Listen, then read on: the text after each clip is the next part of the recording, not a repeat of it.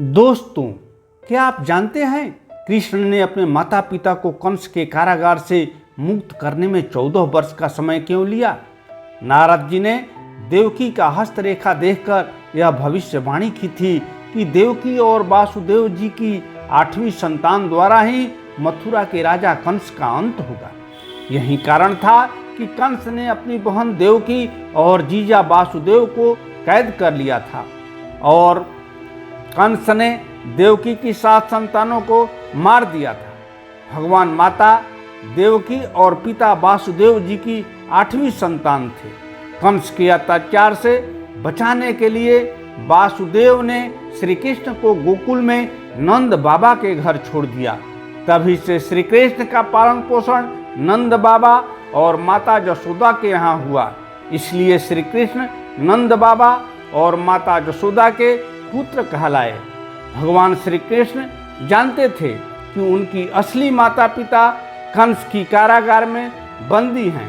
कंस के वध के बाद जब भगवान श्री कृष्ण ने कारागार से अपने माता देवकी और पिता वासुदेव जी को छुड़वाया, तब माता देवकी ने श्री कृष्ण से पूछा था कि आप तो भगवान हैं, आप सर्वशक्तिमान हैं, आप सब कुछ जानते हैं, आप चाहते तो हमें इस कारागार से पहले ही मुक्त करवा सकते थे, फिर आपने हमें कारागार से छुड़वाने में 14 वर्ष का समय क्यों लगाया? माता देवकी की इस प्रश्न के उत्तर में भगवान श्री कृष्ण ने माता देवकी से कहा कि यह आपके पूर्व जन्म का फल है। पूर्व जन्म में आप अयोध्या के राजा दशरथ की तीसरी पत्नी माता कैकेयी थी और मैं राजा दशरथ और माता कौशल्या का पुत्र श्री राम था। आपने अपने पूर्व जन्म में मुझे 14 वर्षों का वनवास दिया था। इसी कारण इस जन्म में आप 14 वर्षों तक कारागार में बंदी रही।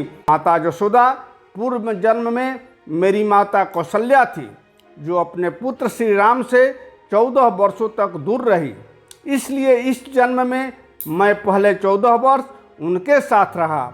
इसी कारण भगवान श्री कृष्ण ने माता देवकी और वासुदेव जी को 14 वर्षों के बाद कारागार से मुक्त करवाया।